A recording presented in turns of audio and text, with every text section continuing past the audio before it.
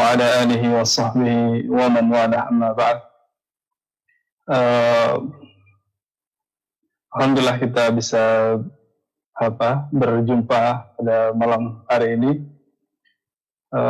Mas Deksa sebagai host dan para pendengar sekalian. Untuk mengawali, perkenalan dulu ya, Mas Deksa. Silakan.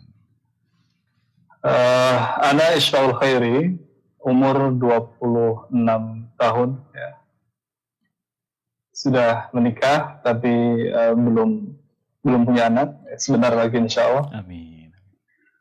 Baik, ya Ana berasal dari keluarga yang dari sejak Ana lahir, keluarga Ana sudah di salah satu kelompok Islam yang ada di Indonesia ini cukup familiar dan cukup besar ya. Yang biasa kita sebut Islam Jamaah itu ya. Ya, kebetulan Abi Ana, ya Abah Ana manggilnya Abah, Bapak Ana ya. Ini salah seorang tokoh juga di Islam Jamaah. Bahkan beliau ini mungkin satu-satunya orang di Islam Jamaah yang hampir semua orang memanggilnya Pak Yai, Pak Kiai atau Pak Yai begitu. Ya, jadi orang tua Ana tokoh di Islam Jamaah. Asalnya dulu beliau adalah Kiai dan sudah punya pondok juga di Nahdliyin ya. Kemudian bergabung dengan Islam Jamaah dan sampai wafatnya beliau di Islam Jamaah. Semoga Allah merahmati beliau, mengampuni dosa-dosa beliau dan menerima semua amal baik beliau. Dan keluarganya keluarga besar di Islam yang di Islam Jamaah ini, karena Abi Ana punya istri lebih dari satu. Istri beliau 4 waktu itu. Masya Allah. Ya, sehingga keluarga besar dari bapak ini dan sampai sekarang ya mereka masih di Islam Jamaah. Semoga suatu saat nanti Allah membukakan pintu hidayah pada mereka semua. Amin. Ya, awal cerita, ya, Ana dari kecil dibesarkan di Islam Jamaah sampai SMP. Bahkan sebelum lulus SMP, Ana sudah menuntut ilmu di salah satu pondok Islam Jamaah yang cukup besar ya di Jawa Timur, dan menimba ilmu di sana beberapa waktu, kemudian lulus ya kan. Kenapa bisa cepat sekali? Karena di sana hanya sistem belajarnya adalah sistem belajar hanya memindah tulisan saja. Jadi tafsir secara ringkas dan syarah hadis secara ringkas dipindah begitu saja, kita tulis dalam kitab kita. Sehingga dalam waktu 1 sampai 2 tahun sudah lulus dan bisa ditugaskan sebagai dai. Ya, dai yang tingkat dasar lah ya, dai tingkat bukan dai tingkat lanjutan. Dan sempat Ana ditugaskan di Jakarta mengajar di salah satu ya kompleks atau pemukiman warga Islam Jamaah di sana sampai hampir 2 tahun. Kemudian Ana dipanggil untuk mengabdi di pondok Jawa Timur lagi. Ya, ini pondok di Jawa Timur ini pondok yang paling besar ya. Di Jawa Timur ya Mas ya? Iya. Pondok yang paling besar, bahkan bisa dibilang itu pusatnya Islam Jamaah. Di sana Ana juga ya bantu-bantu ngajar sampai sempat jadi muazin juga Dan kemudian pada tahun 2012 atau 2013 ya, 2012 akhir atau 2013 awal, dari Islam Jamaah ini membuat program ya, kaderisasi dai, kaderisasi ulama, dan Ana dimasukkan di situ untuk mengikuti program itu dari proses pendaftaran, seleksi, hingga akhirnya terus berlanjut, lolos seleksi dan mengikuti program tersebut. Baik, Mas Yusuf, sebelum dilanjutkan, maafan sebelumnya. Ya. Itu di awal tahun berapa itu Mas Yusuf? Dari tahun 2000 berapa? Ketika Mas Yusuf sebelum ke Jakarta, itu tahun berapa? Mas? Itu tahun 2008, 2007 akhir, 2008 awal. Baik, berarti pengkaderan memang dilakukan sejak usia belia di keluarga ya Mas ya? Karena memang orang tua memang dibesarkan melalui ini ya. Kebetulan Islam Jamaah ini ya baik dalam sisi pendidikan ini sejak dari kecil mereka sudah ditanamkan pemahaman-pemahaman yang diyakini kebenaran oleh mereka ini sejak kecil sudah ditanamkan.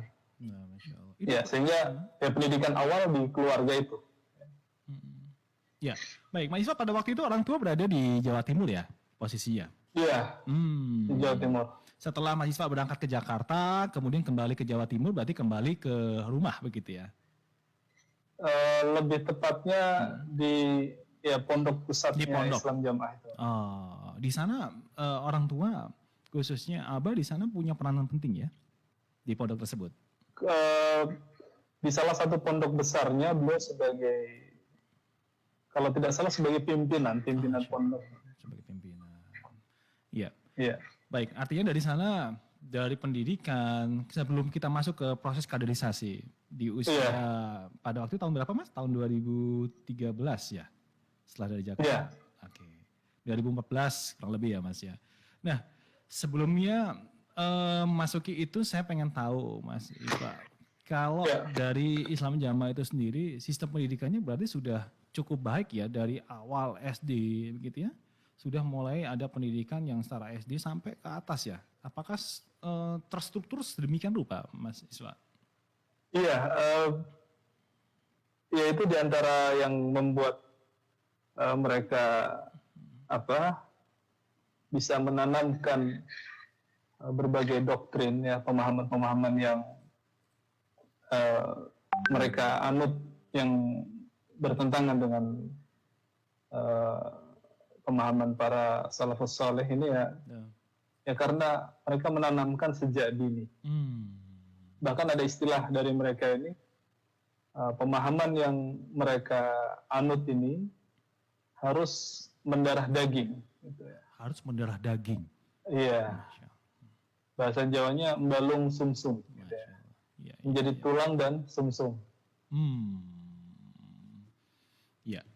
Artinya Mas Iswa kalau boleh tahu ketika antum di posisi di usia pada waktu itu ya, apa yang berada di pikiran Mas Iswa pada waktu itu? Jadi posisi Mas Iswa ini udah tahu nggak kalau Mas Iswa ini berada di posisi seorang kader gitu ya, yang udah siap untuk dikaderisasi? Pada waktu itu ya itu belum menyadari bahwa yang ditetapi ini salah. Kelompok yang diikuti ini kelompok yang sesat, yang tidak benar, ini belum menyadari. Belum menyadari pada waktu itu. Berbagai pemahaman yang diajarkan juga ketika itu Ana memahami dan menjadikannya sebagai pemahaman dan keyakinan. Ya. Cukup menjalani aja berarti ya Mas ya. Apa yang disampaikan oleh orang tua dari sisi pondok pada waktu itu ya, cukup menjalani aja, Masya Allah. Baik. Setelah itu proses kaderisasi, bagaimana ceritanya Mas Iswa? Mungkin sedikit disebutkan, maksudnya mungkin pemirsa sebagian belum terlalu tahu pemahaman seperti apa yang ada di Islam Jamaah. Ya, mungkin saya bisa sebutkan sedikit. Silakan. Yang paling besar kesalahan mereka adalah menganggap bahwa Islam seseorang tidak sah kecuali mereka harus berbaiat kepada seorang imam. Ya. Sehingga seakan-akan memiliki imam ini adalah rukun Islam yang keenam.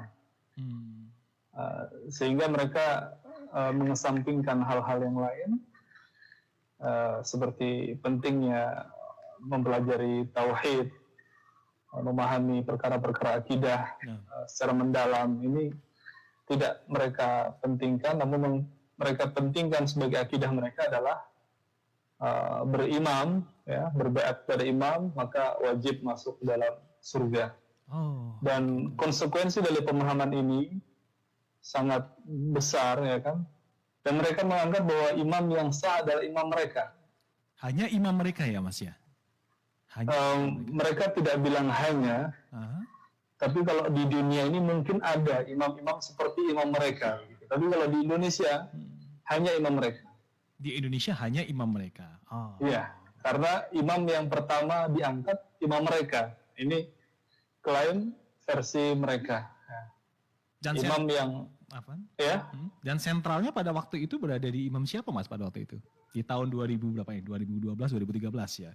Yang di Indonesia. Letaknya di Indonesia juga. Iya.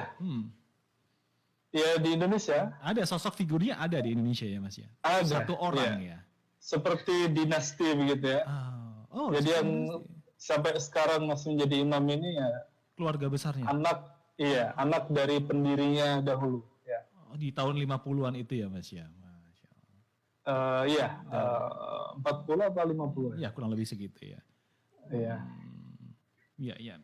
Dan konsekuensi dari pemahaman ini, mereka kemudian mengkafirkan orang-orang Islam di luar kelompok mereka. Ya, orang-orang Islam yang sudah bahkan bertauhid, ya kan? Ini mereka kafirkan dengan mudahnya hanya karena tidak berbaiat kepada imam mereka ini. Ya. Hanya itu ya, Mas ya. Mereka melihatnya hanya masalah baiat. Iya. Di mata mereka waktu itu kondisi Muslim yang lain, mereka anggap mengkafirkan Muslim yang lain, itu seperti apa, Mas, kondisinya di mata mereka pada waktu itu? Maksudnya kondisi bagaimana? Ya, Muslim di mata mereka, ya, itu seperti seperti apa? Seperti ya orang kafir, orang musyrik, orang Yahud, Nasara itu sama. Adakah dari mereka itu akhirnya memberikan sebuah doktrin untuk menguasai atau mungkin lebih memonopoli ya dari Muslim yang lain yang mereka anggap kafir tersebut, atau mungkin yang paling ekstrim adalah dihalalkan untuk membunuh mungkin dalam ajaran mereka? Mungkin ada seperti itu, Mas Isfa? Selama ini yang keluar dari mulut mereka ini seperti itu, yang keluar dari mulut mereka ya. Adapun secara praktek membunuh orang ini sepertinya belum terjadi atau pernah 1 atau 2 kali ya. Tapi yang keluar dari mulut mereka tentu ini berdasar dari apa yang mereka pahami. Ini orang-orang di luar mereka ini ya halal dibunuh. Bahkan mereka berpemahaman harta orang-orang di luar Islam jamaah itu halal. Sehingga kalau bisa mencuri tanpa ada yang melihat ini boleh. Mencuri ya, bukan memerangi ya, Mas? Yeah. Seperti Ghanimah bukan ya? Mencuri. Kalau memerangi sementara ini kan mereka belum punya kekuatan yang cukup ya untuk berperang. Dan mungkin sedang menyusun kekuatan itu ya. Dengan beberapa organisasi, beberapa dikembangkannya bela diri dan lain sebagainya ini, mungkin arahnya ke situ. Tapi untuk saat ini masih sangat lemah kekuatan mereka. Dan ya ketika Anda pernah berbincang dengan salah satu mereka bahwa imam atau penguasa ini harus memiliki wilayah, menguasai wilayah yang dipimpin. Mereka bilang kita belum mampu. Suatu saat kalau kita mampu kita akan kuasai gitu. Ya, tapi masih jauh dari hal itu. artinya memang itu menjadi plan mereka ya, jangka panjang gitu ya. Plan jangka panjang. Oh, ya. Dan banyak konsekuensi dari itu ya, mengkafirkan, menghalalkan harta orang orang di luar mereka, bahkan ya bukan orang biasa, bahkan ustadz mereka, dai mereka ini ya, pernah ya, Anda mendengar cerita langsung dari orang yang sangat terpercaya. Dia bilang, dia suami istrinya, suaminya ini seorang ustadz di Islam Jamaah. Ketika belanja di suatu toko atau supermarket begitu, kemudian menyelipkan mencuri beberapa barang gitu, diselipkan di pakaiannya atau di mana, di tasnya. Istrinya ini yang fitrahnya masih bagus menegur, loh mas kok ngambil-ngambil gitu. Ini kan hartanya orang luar, hartanya orang kafir, halal gitu. Ya ini itu berawal dari pemahaman mereka bahwa orang yang tidak berbaiat pada imam mereka ini tidak sah Islamnya. Ya. Baik, hal lain Mas Iswa, yang mungkin apa benar nggak sih?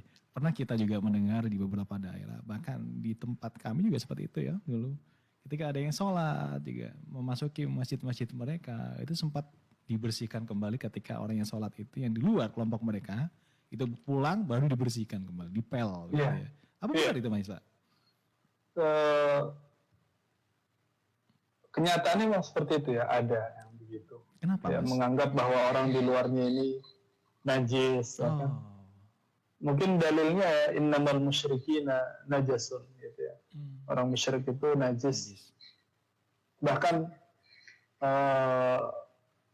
suami istri ketika salah satunya keluar dari Islam Jamaah, ini dinyatakan murtad gitu ya.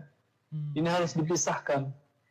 Bahkan disuruh menganggap bahwa suamimu itu atau istrimu itu kalau sudah tidak berpemahaman Islam Jamaah lagi itu sudah seperti binatang, harus kamu pisah ya, harus kamu tinggalkan. Sampai seperti itu ya Mas ya. Ya itulah. Dan artinya dan artinya pemahaman itu memang berlaku untuk semua ya Mas ya di Indonesia. Apakah semua di beberapa negara yang mungkin mereka juga punya imam-imam di beberapa negara yang lain? Mereka ada beberapa anggota mereka yang menetap di luar negeri. Ya sama, pemahamannya sama. Oh sama ya. Kalau ada orang-orang yang sudah mulai berbeda pemahaman, ini segera di boikot, dicopot ya, dari kalau dia punya jabatan dicopot dari jabatannya. Sampai sebegitunya ya. Baik, luar biasa. Yang lain Mas Iswa, ada beberapa yang mungkin yang paling berbeda sekali secara. Ya, mereka tidak mau menerima ilmu kecuali dari ustadz mereka. Mereka bilang metode ini adalah metode mangkul ya. Metode mangkul, sesuatu yang dipindahkan dalam bahasa Arab artinya. Jadi mereka harus mengambil ilmu hanya dari ustadz-ustadz mereka, ustadz-ustadz Islam Jamaah itu. Ilmu yang didapat dari selain ustadz-ustadz Islam Jamaah ini tidak sah, tidak boleh diamalkan. Tidak boleh diamalkan. Kalau hanya sekedar pengetahuan itu boleh. Itulah sehingga doktrin itu begitu kuat dan warga Islam Jamaah dilarang mengambil ilmu dari orang-orang di luar.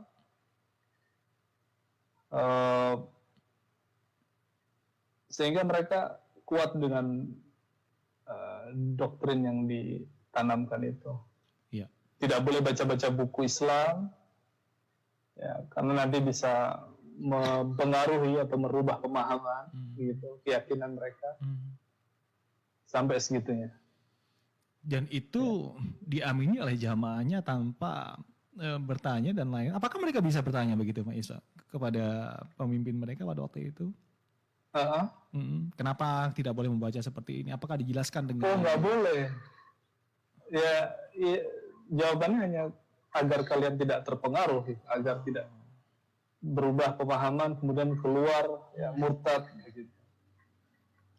Masya Allah. Dan di antara akidah sesat mereka ini, imam mereka ini mereka sebut punya hak untuk berijtihad.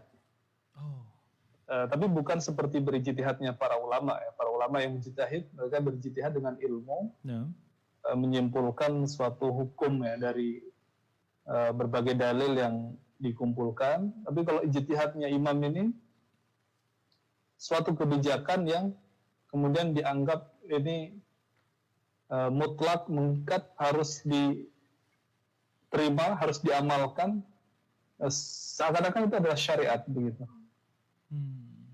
Itu padahal imamnya bukan orang yang berilmu, Artinya ketika imam mereka itu punya kebijakan, berarti tiap-tiap daerah ada beberapa yang tidak sama dong, Mas. Nah, mereka ini ketika di pusat membuat suatu kebijakan, ini daerah harus menyambung, ya, menyampaikan persis apa yang disampaikan dari pusat. Jadi mereka begitu pusat A sampai ke pelosok negeri, warga Islam Jamaah semuanya A, gitu. Oh, artinya bisa memberikan sebuah istihad ini, artinya dari imam mereka yang di Indonesia ya, tersentral yang di Indonesia. Iya. Kalau yang di daerah bagaimana, Mas? Jadi kalau kita lihat mereka ini seperti sebuah negara gitu ya, negara tanpa wilayah begitu. Jadi imam pusatnya ini di Jawa Timur itu, seluruh warganya yang tersebar di seluruh penjuru dunia ini, ya kiblatnya ke situ, imamnya di situ. Itu seperti kepala negaranya gitu. Adapun di daerah-daerah, bahkan di luar negara ini seperti sebuah provinsi, kemudian seperti wilayah kota, kecamatan, desa, seperti itu. Ya. Artinya di sini banyak sekali perbedaan sebagaimana yang sudah kita ketahui, begitu ya Mas ya. Jadi sangat signifikan. Kalau mau kita sebutkan semuanya ini terlalu banyak, Mas Deksa. Sehingga secara garis besar ya dari kesalahan masalah akidah takfir itu, ya kan, menganggap imam adalah syarat sahnya Islam, kemudian baiat ini ya adalah suatu keharusan ya, harus kepada imam yang versi mereka, imamnya seperti apa versi mereka, dan imam yang benar yang mana, imam mereka. Inilah kemudian muncul banyak sekali penyimpangan-penyimpangan, ya sumbernya dari situ. Termasuk fikih ya Mas ya? Masalah fikih juga pasti banyak ya Mas ya? Masalah fikih banyak. Jadi kita ini tidak boleh mengamalkan hadis walaupun itu sahih sampai sang imam memberi lampu hijau. Sampai sebegitunya gitu. Ya. Jadi hadis Rasul itu tidak berlaku ketika imamnya atau tidak boleh diamalkan kecuali sudah dipersilahkan oleh imamnya. Atau bahkan ada yang bilang kalau mau diamalkan, amalkan di tempat tersembunyi, jangan sampai ada orang melihat. Nanti orang yang melihat kaget gitu ya, karena hadis tersebut kenapa tidak sesuai dengan amalan yang sudah biasa dilakukan di Islam Jamaah. Baik, Pak Iswa, sebelum kita lanjutkan, sebelumnya saya coba akan menyapa pendengar dulu, Pak Iswa. Pendengar, jangan lupa ya untuk Anda ingin bergabung nanti ya, Masya Allah dengan narasumber kita kali ini beliau dulu ya sebelum berhijrah. Beliau ini merupakan calon seorang kader gitu dari Islam Jamaah yang sempat juga dicekal oleh pemerintah ya, bahkan sampai saat ini walaupun berganti beberapa nama begitu. Baik, pendengar jangan lupa nanti Anda bisa bergabung berbagi pengalaman mungkin di proses hijrah, Masya Allah. Di 0811 37074 ya, sekali lagi. Anda bisa kirimkan pertanyaan Anda, kalau mungkin ada pertanyaan melalui WA di 0811 37074 atau bisa telepon langsung ya melalui WA di 0811 37074. Baik. Dan selain siaran ini bisa Anda simak di Radio HSI, di website kami di radio.abdullahroy.com. Anda bisa simak melalui channel YouTube, fanspage Facebook, dan Instagram Radio HSI. Dan juga saat ini kita sekarang dirilai oleh dan juga disiarkan langsung oleh HSI TV ya, Masya Allah. Baik, kita kembali bersama dengan narasumber kita, Mbak Yusma, yang dengan ceritanya Masya Allah kita udah oprek sedikit begitu ya. Mbak Yusma, ada nggak yang berbeda tentang cara ibadah mereka pada waktu itu, Mbak Yusma? Atau mungkin saat ini sama mungkin ya? Cara ibadah secara umum sama. Oh begitu ya. Hanya saja mereka ya karena mereka membatasi keilmuan hanya kepada guru mereka, sehingga kebanyakan dari mereka ya tidak legowo atau apa, tidak menerima sesuatu yang berbeda, gitu loh. Jadi ketika ada orang Islam beribadah, sholat misalnya, kemudian dari gerakan cara meletakkan tangan di dada atau di bawah dada, ini berbeda dengan mereka. Ini mereka menganggap sesuatu yang, wah ini kok berbeda gitu. Bahkan ya beberapa di antara mereka ya mengatakan, wah ini salah begitu. Padahal mereka ya karena mereka belum tahu saja, sehingga menganggap itu salah. Baik, luar biasa. Bagaimana prosesnya setelah itu, Mas Iswan? Setelah atau pada waktu mau dipulang kembali, itu dipulangkan atau memang sengaja pulang atau memang dipanggil sama orang tua pada waktu tahun 2000? Dipanggil sama ya pengurus pondok pusat itu ya. Pengurus pondok pusat. Iya. Atas nama dari keimaman, katanya begitu. Sampai sebegitu ya. Oke. Prosesnya bagaimana? Atas nama dari keimaman ini dipanggil waktu itu sebagai muadzin. Awalnya ditarik sebagai muadzin. Iya. Kemudian ada beberapa dai yang dikirimkan untuk belajar di Mekah. Ini sudah pulang dari Mekah. Kemudian mereka memutuskan untuk membuat yaitu kaderisasi dai. Mengumpulkan pemuda-pemuda yang siap untuk menjadi dai-dai di pusat begitu ya, pusat Islam Jamaah. Ini yang mengajar beberapa dai yang lulusan dari Mekah ya, dari Ma'hadil Haramil Makki. Ya dari beliau-beliau inilah ya, Ana sangat bersyukur kepada beliau-beliau ini, kepada Ana sebutkan apa ya, Ustadz Khalil Bustami, Ustadz Abdul Aziz Ridwan, dan Ustadz Abdullah Mas'ud, hafizahumullah. Beliau ini yang menjadi perantara awal sehingga Ana bisa berhijrah. Dari beliau-beliau ini mengajarkan bahasa Arab, gitu, mengajarkan nahwu, mengajarkan hadis, fikih, dan banyak hal ya. Dan beliau-beliau juga yang mengarahkan, setelah kita bisa bahasa Arab, silahkan baca kitab-kitab para ulama yang ada di perpustakaan. Yang kebetulan di pondok pusat itu ada perpustakaan yang cukup lengkap kitab-kitabnya. Namun sayang hanya dijadikan sebagai hiasan begitu ya, pajangan begitu. Jadi hanya untuk kalau ada pejabat yang datang itu ditunjukkan, ini koleksi kitab kita lengkap gitu. Tapi tidak boleh dibaca apalagi diamalkan. Gitu. Karena harus sesuai dengan mangkul itu tadi. Nah, tapi dari asatidzah yang mengajar kami GU kader ulama waktu itu, ya Ustadz Khalil, Ustadz Abdul Aziz Ridwan, dan Ustadz Abdul Mas'ud, beliau ya baca saja nggak apa-apa. Setelah kita belajar bahasa Arab itu, ya banyak hal yang kita ketahui yang sebelumnya belum pernah kita ketahui. Afwan, sebelumnya mahasiswa, Iya. bagaimana caranya sebuah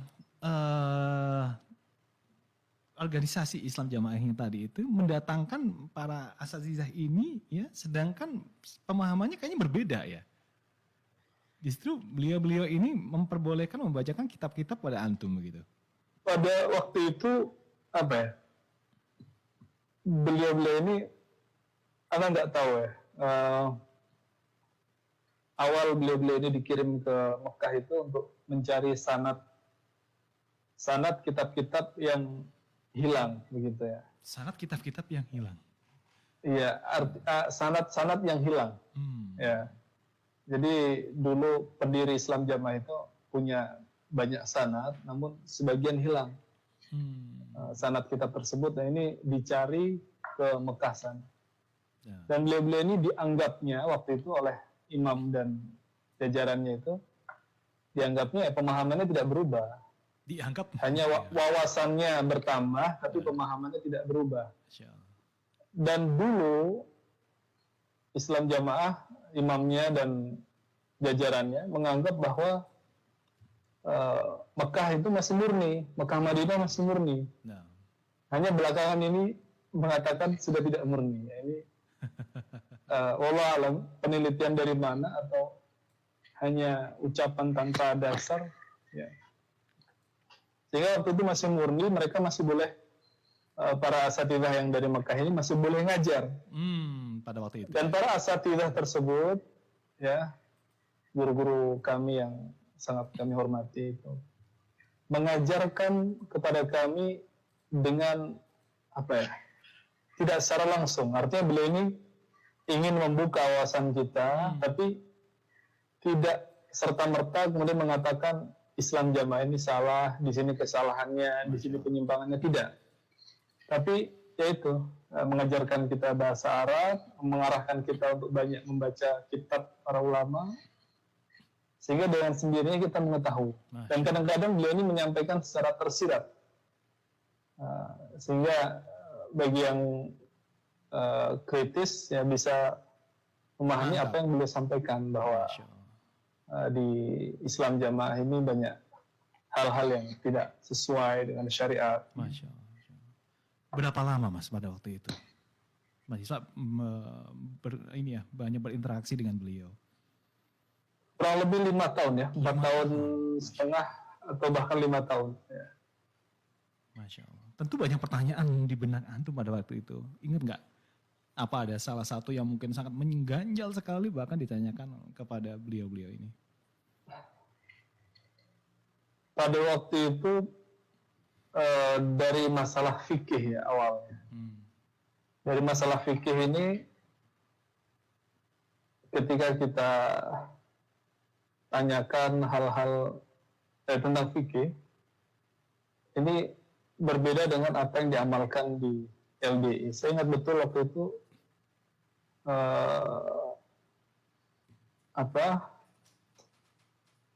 di antaranya musik itu haram, tapi di Islam Jamaah ini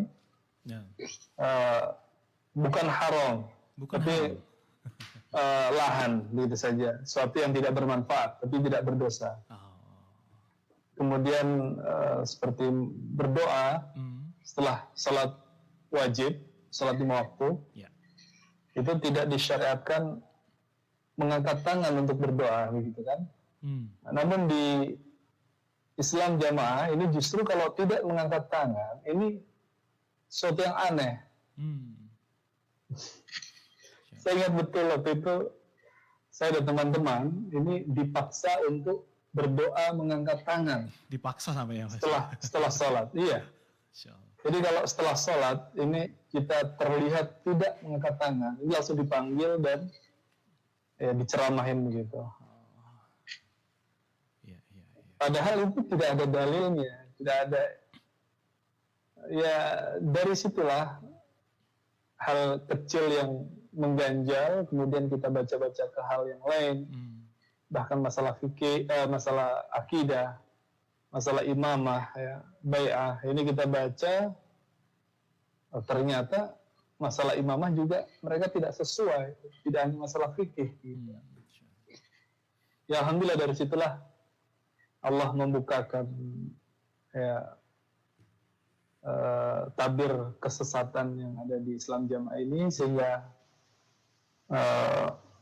akhirnya Allah memberi hidayah. Pada tahun berapa itu, Mas? Tahun 2006, mungkin akhir 2015 itu sudah mulai. 2016, 2017. Apa yang antum merasakan pertama kali ketika antum menyatakan dalam diri antum? Iya, sekarang waktu itu kan kita hijab. masih ya 20-an tahun ya, 19-20 tahun itu anak-anak muda usia segitu kan semangatnya membara gitu, menggelora ya. Begitu kita tahu ini salah, ini benar, kita udah kita langsung aja ambil sikap begitu.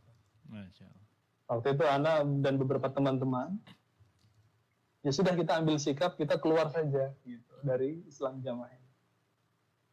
Dan waktu itu guru-guru kami, Ustadz Khalil, Ustadz Abdul Mas'ud, Ustadz Abdul Aziz Ridwan, sempat melarang kami untuk ya terang-terangan langsung keluar dari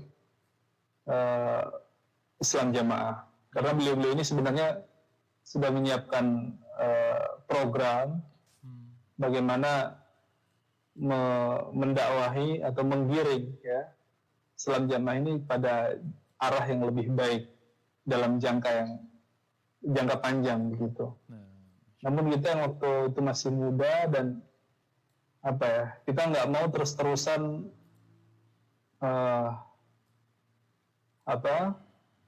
terus-terusan berpura-pura ya. Jadi karena kita waktu itu sudah tahu mana yang salah, mana yang benar, tapi kita masih berpura-pura seakan-akan Islam Jamaah itu yang benar. Ya ini di hati tidak nyaman ya menghadapi hal yang semacam itu. Ini sangat mengganggu sekali. Ini tidak benar, tapi kita harus terus berada di posisi itu. Iya. Bahkan kita kan disuruh ceramah, ya kan, nasihat.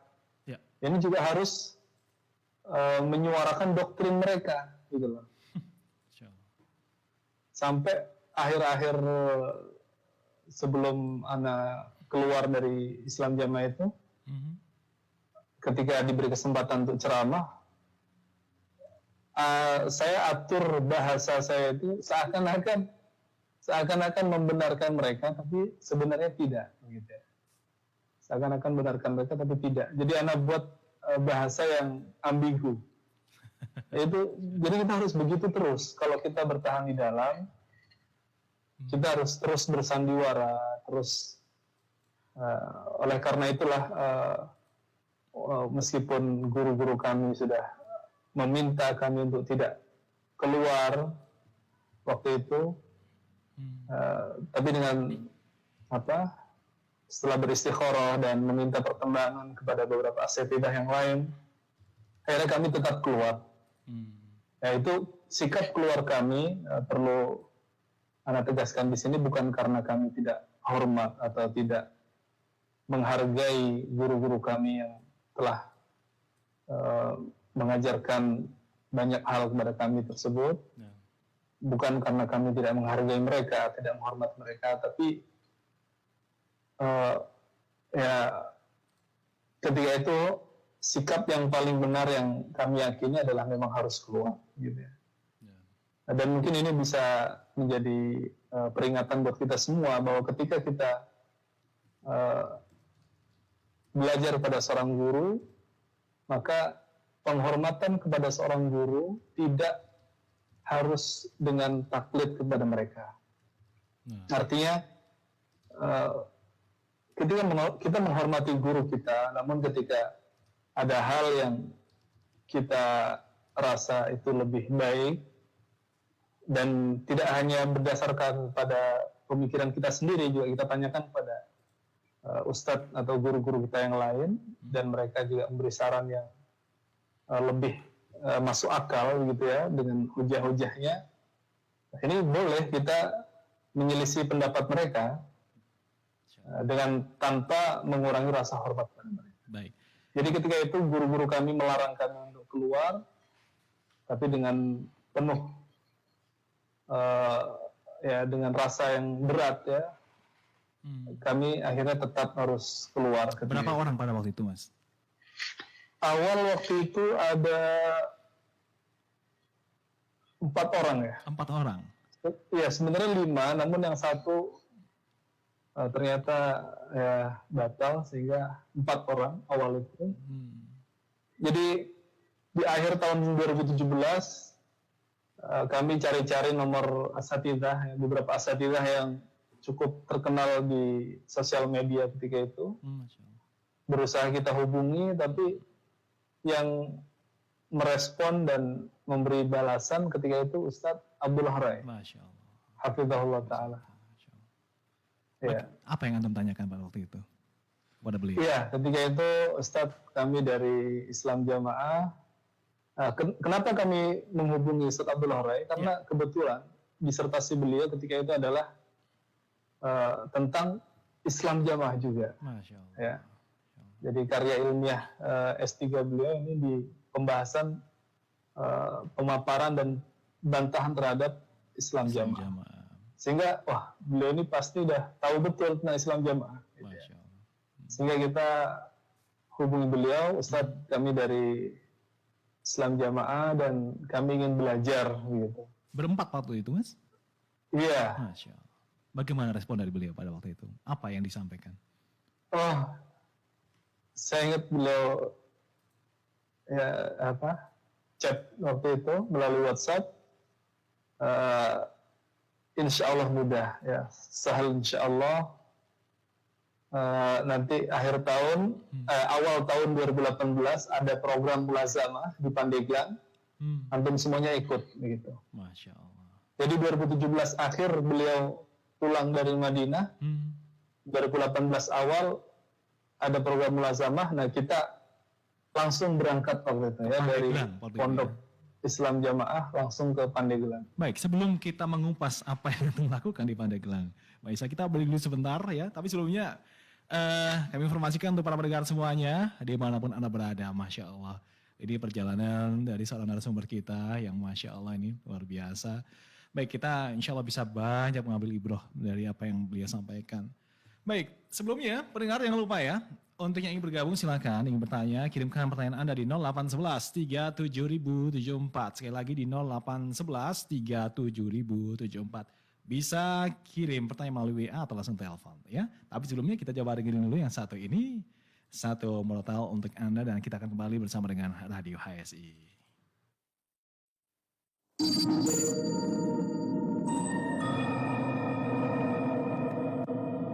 Bismillahirrahmanirrahim. Ma nansakh min ayatin aw nunsiha na'ti bi khairin minha aw mithliha. Alam ta'lam anna Allah ala kulli syai'in qadir. Alam ta'lam anna Allah lahu mulku samawati wal ard.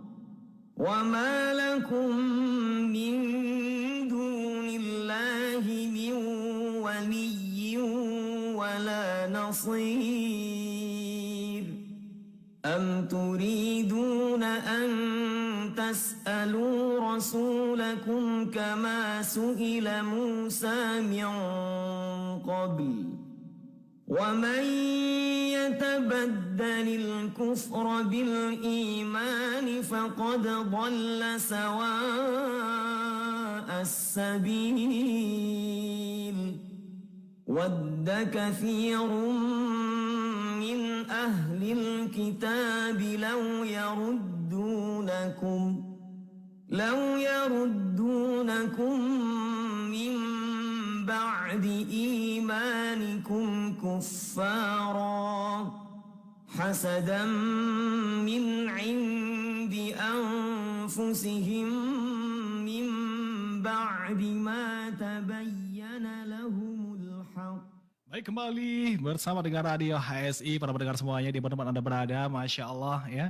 Kita lagi mendengarkan sebuah program motivasi hijrah bersama dengan narasumber kita, ada Isfaul Khairi, ya, beliau seorang host. Nah, Masya Allah, beliau juga merupakan bagian dari keluarga dari Ustadz Abdullah Rahman, Masya Allah. Baik, bagaimana kelanjutan ceritanya? Baik, kita akan terhubung kembali bersama dengan Mas Iswa. Baik. Masih bisa mendengar suara saya dengan jelas, Mas Iswa di sana? Iya. Alhamdulillah. Iya. Baik, Alhamdulillah. sebelum antum cerita bagaimana perjalanan antum menemui Ustadz Abdullah Rai pada waktu itu di Pandeglang ya. Setelah beliau menyelesaikan studinya. Nah, sebelum antum ketemu dengan Ustadz, bagaimana proses meninggalkan di pondok tersebut dan bagaimana reaksi dari keluarga antum sendiri? Iya. Ketika itu kita ngobrol ya Pak. Ya bermusyawarah beberapa teman. Bagaimana kalau kita berangkat saja ke Pandeglang untuk menuntut ilmu di sana, belajar masalah akidah. Karena memang di Islam Jamaah ini sangat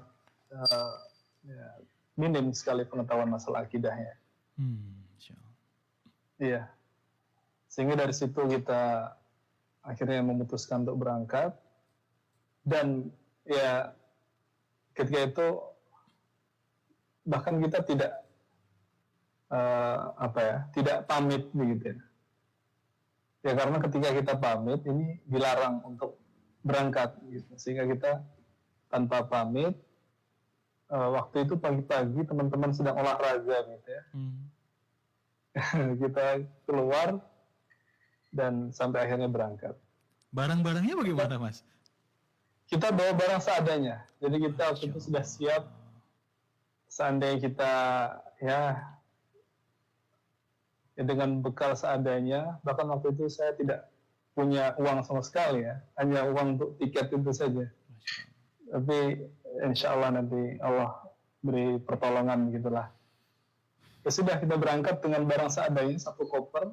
Saya tidak punya koper waktu itu, ada salah seorang teman yang sudah ini koper Anda buat antum, silakan dipakai. Gitu. Masya Allah, itu teman yang alhamdulillah beliau juga sudah hijrah. Ya kita berangkat waktu itu, dan keluarga sangat tidak setuju, tapi memang keluarga waktu itu saya tidak memberi kabar sebelum berangkat ya. Saya kabari ketika sudah sampai di Pandeglang. Ketika sudah sampai, artinya di sana Mas Isma masih belum banyak belajar tentang bagaimana lebih dalam lagi bersama dengan Ustadz waktu itu ya. Hanya sampai sana. Iya, tapi secara mendasar Islam Jamaah ya, maksud kami Islam Jamaah ini tidak benar, Islam Jamaah ini sesat, banyak penyimpangan, ini sudah ada. Tapi secara mendetail, secara kajian ilmiahnya ini belum. Sehingga ya itu yang mendorong kita untuk mengambil sikap tegas untuk ke Pandeglang waktu itu. Pagi itu langsung berangkat ke Pandeglang bersama dengan 4 orang. Diam-diam tanpa membawa bekal, seadanya apa yang ada. Begitu ya Mas ya?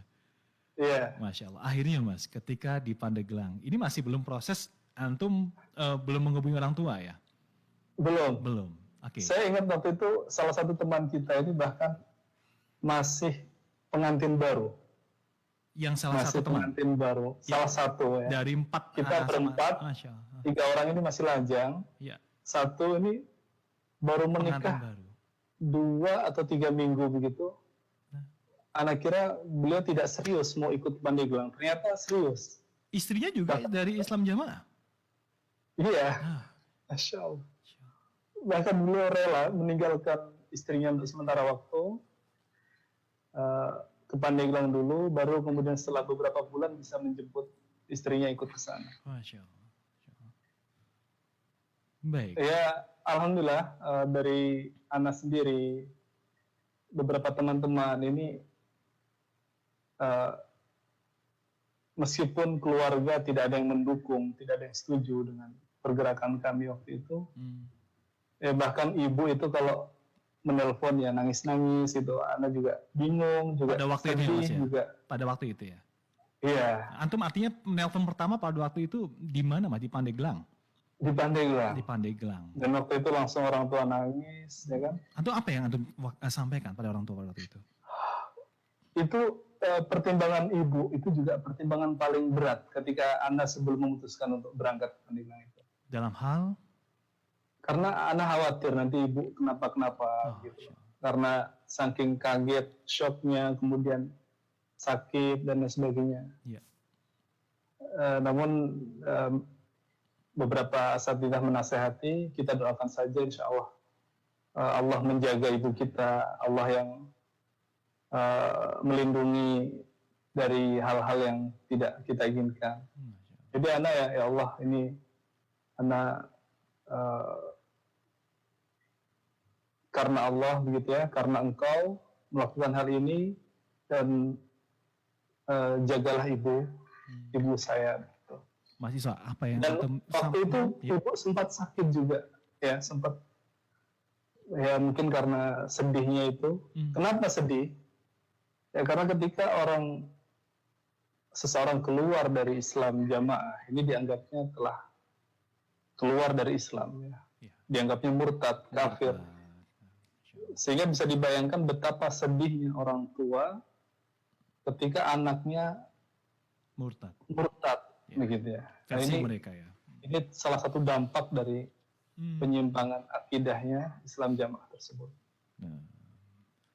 Ya. Baik. Kemudian Mas, seiring waktu apa yang antum lakukan di Pandeglang? Bagaimana proses ketemu? Anda terus jalin komunikasi itu sampai beberapa kali telepon itu ibu selalu nangis. Anda juga sedih tapi juga bagaimana lagi begitu kan?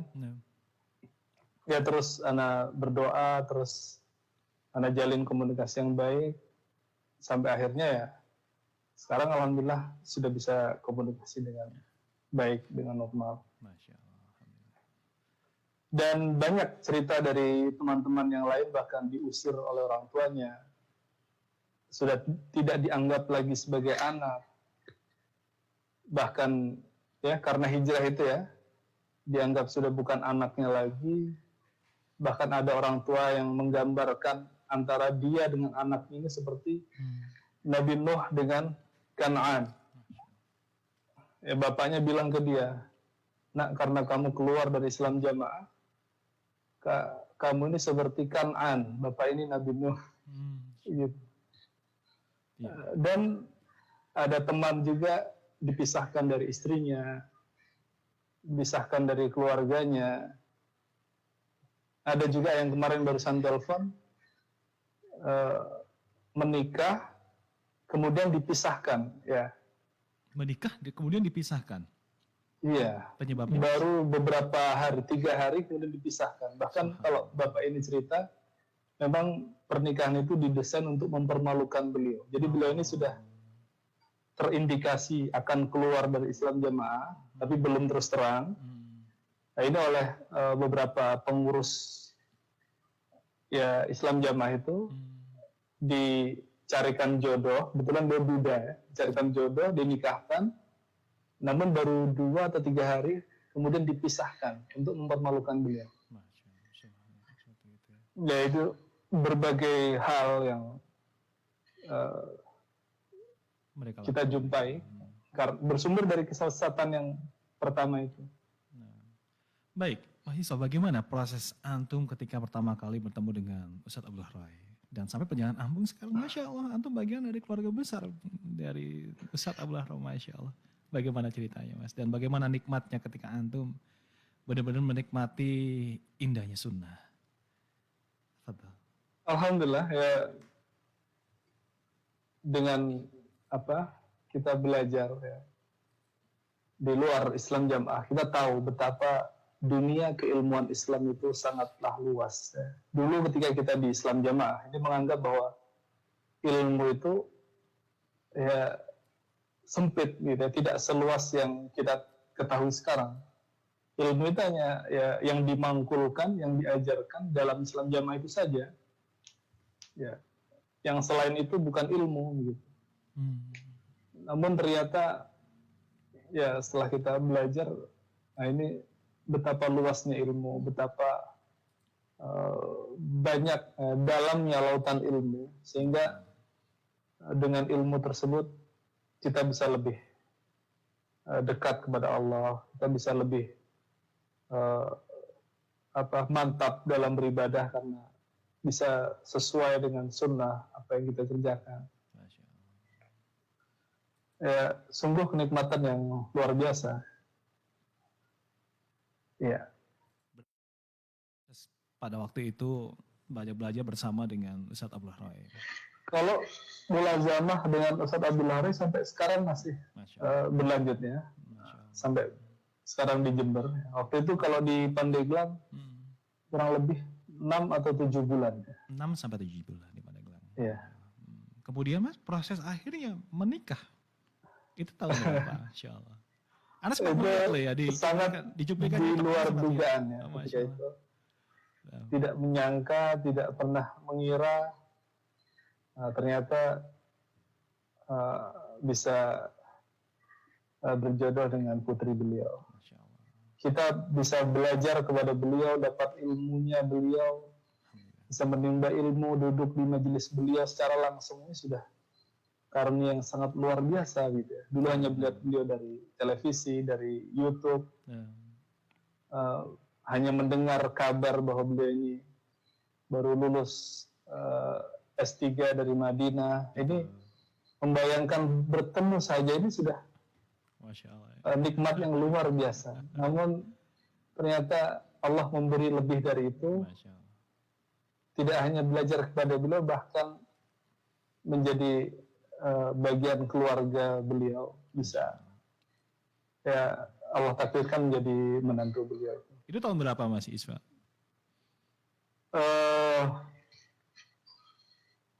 Waktu itu mungkin pertengahan 2018 ya. 2018. Pas sholat pas ini acara itikaf itu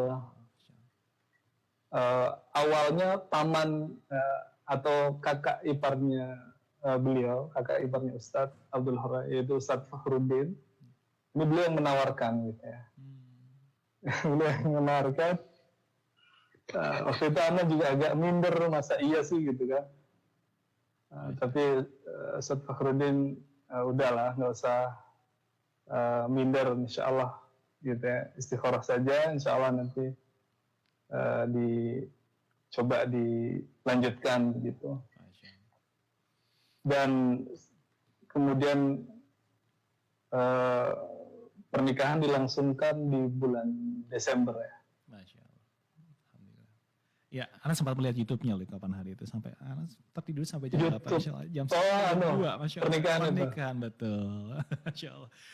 Oke, Mas Isfa, sebelum kita lanjut lagi, kita kasih kesempatan untuk para pendengar. Kali ini ada beberapa pertanyaan yang sudah masuk, Mas Isfa ya. Baik, kita coba akan baca dulu satu persatu. Masya Allah ini. Dari 1306, pertanyaan sangat singkat. Apa yang membuat Mas Isfa yakin keluar dari firqah itu? Silakan.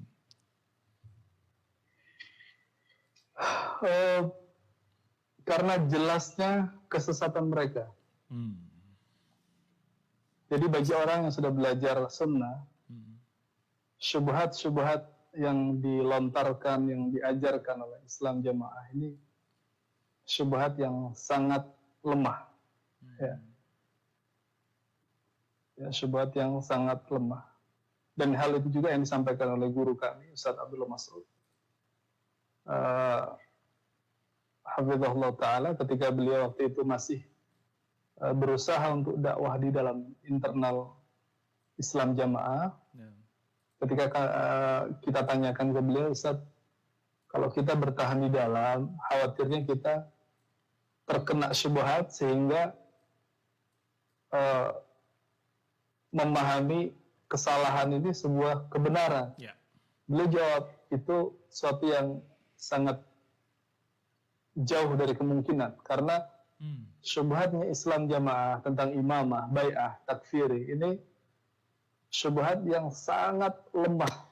Tidak perlu ilmu yang tinggi untuk mengidentifikasinya sebagai kesesatan. Sehingga kalau kita mau belajar, mau membuka wawasan kita sedikit saja keluar, ini sudah tampak kesesatannya.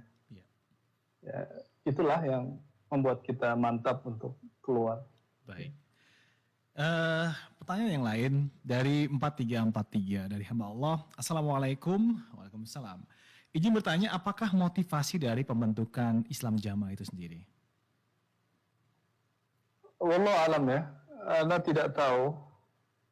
Adapun yang disampaikan oleh para petinggi di Islam Jamaah ini, ya mereka membentuk kelompok Islam Jamaah ini untuk semata-mata mencari surga, selamat dari neraka.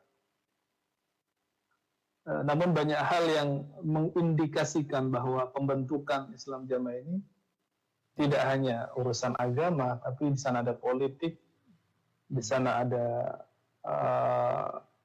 money game, ya, permainan uang, ya, dengan mengumpulkan dana dari pengikut mereka, anggota mereka setiap bulannya 10% dari penghasilan, ya. Oh, ada begitu ya? Nah ini, iya, ini kita melihat Allah alam yang lebih tahu dengan hakikatnya. Tapi yang terlihat di situ ada money game, permainan uang, dan ya terlihat sekali ketika ada salah satu warga Islam Jamaah yang mengusulkan untuk dibentuk tim audit keuangan Islam Jamaah. Ini mereka menolak. Oh. Jadi berapa uang yang masuk, kemana saja pengeluaran mereka, yang di pusat ini tidak boleh diaudit, tidak boleh diawasi, dikontrol, tidak boleh. Jadi terserah mereka uang mau masuk kemana, masuk berapa, keluarnya kemana saja, ini terserah mereka. Tidak boleh ada yang tahu. Kalau kita mempertanyakan, sebenarnya itu hal yang wajar untuk tertib administrasi. Itu memang harus ada laporan keuangan, harus ada audit, ya, koreksi. Tapi kalau itu tidak ada, ini sangat besar kemungkinan ada manipulasi, ada penyalahgunaan pengeluaran dan sebagainya. Dan ketika kita mempertanyakan hal itu, langsung kita dikatakan, wah, Anda ini tidak ridho dengan ijtihad imam. Anda ini resolusi, Anda ini sudah ada bibit-bibit pembangkangan seperti itu. Itu disampaikan ya, Mas ya? Iya. Iya, baik. Jadi kalau yang mereka katakan, yang mereka klaim hanya untuk mencari surga selama dari neraka, namun hal-hal lain yang kita lihat saat ini terlihat di situ ada politik, ada uang. Ya. Baik. Berikutnya, Pak Isfa, ini ada pertanyaan yang lain. Oh, ini ada satu penelpon, kita coba angkat dulu nih. Nih, yang sudah bergabung kali ini. Halo, assalamualaikum. Ya. Waalaikumsalam warahmatullahi wabarakatuh. Assalamualaikum. Dari siapa, di mana? Dari hamba Allah, dari ARN 201. Fadal, pertanyaannya ARN 201, silakan. Ya, saya ingin bertanya sama tentang Islam Jamaah. Kebetulan saya mempunyai teman di waktu kuliah yang bahwa saya benar-benar mengetahui bahwa teman saya ini adalah Islam Jamaah. Sempat dulu tuh saya menanyakan, karena dulu saya pernah kerja di teman kerabat om saya yang ternyata juga sebagai direktur gitu, ternyata beliau adalah seorang Islam jamaah. Nah, di sana sempat banyak omongan bahwa memang agak nyeleneh kayak sholat. Ketika sholat di sana dia akan dipel, ketika dia tidak mau sholat di tempat yang sama dengan kita gitu. Lalu saya sempat tanya dengan teman saya gitu, apakah benar gitu. Ternyata dia juga kenal dengan seorang teman om saya ini. Dan saya menanyakan langsung bahwa tentang seperti kayak apakah benar gitu kalau ke rumahnya itu ketika sudah pulang terus jejak saya itu akan dibersihkan, dipel dan sebagainya. Bahkan pembantunya sempat sering menolak adanya tamu gitu. Terus ketika ada sholat dan agak nyeleneh seperti itu. Dan ternyata teman saya sendiri pun dia agak bukan marah, maksudnya agak menutupi mungkin. Yang dia bilang tidak kok mas, kalau memang masnya seperti itu, coba kita kesana. Kalau nggak percaya tidak seperti itu kok ajaran kami. Terus apakah memang kan maksudnya gini, ajaran di sana kan Islam jamaah kan seperti itu. Apakah memang diajarkan juga berbohong apabila ajarannya itu ditanya di luar dari golongannya? Itu pertanyaan.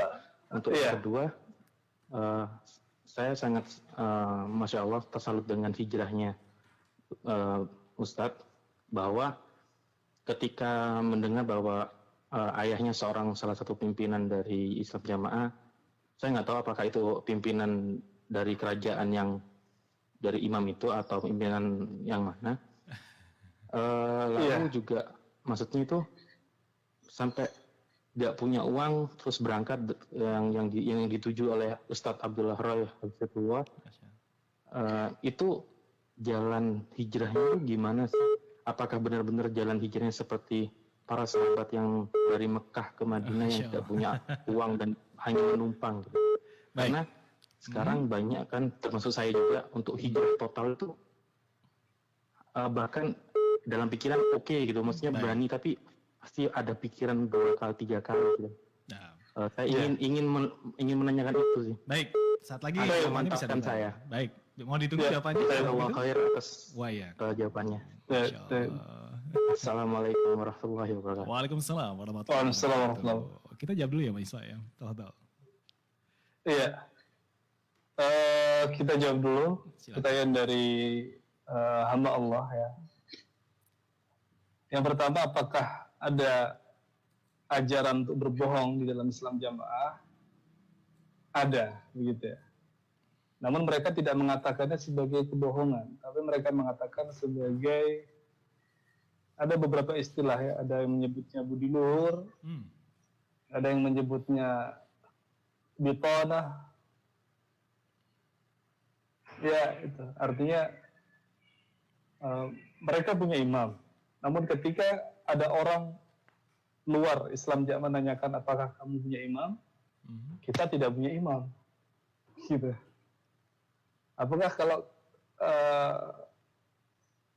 orang luar Islam Jamaah sholat di masjid kita kemudian harus dipel? Oh tidak, gitu.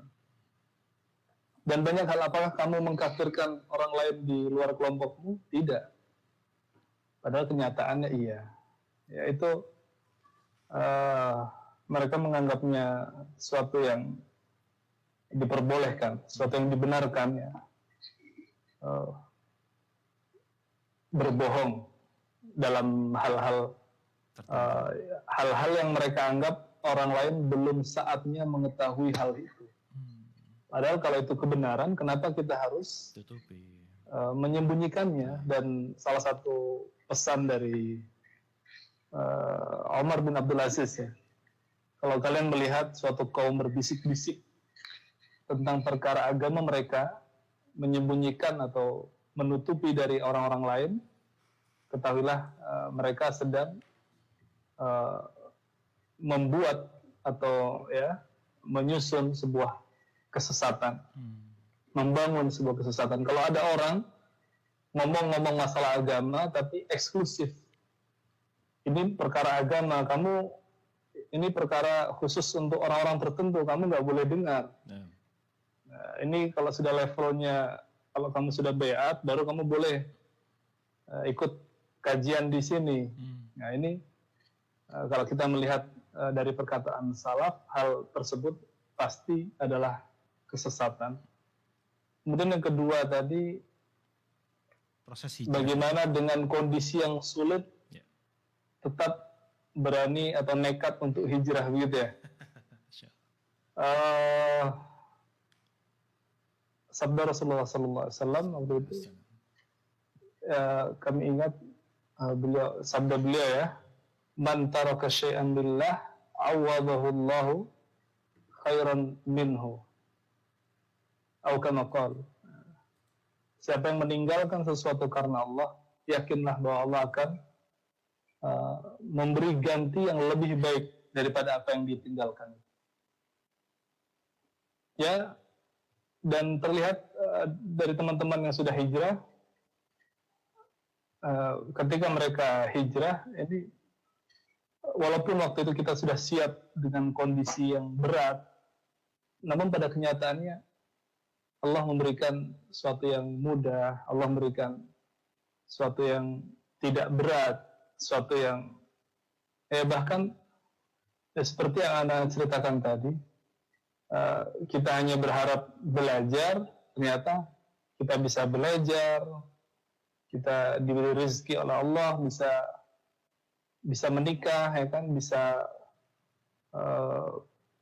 bertempat tinggal yang layak, bisa hidup dengan kehidupan yang layak.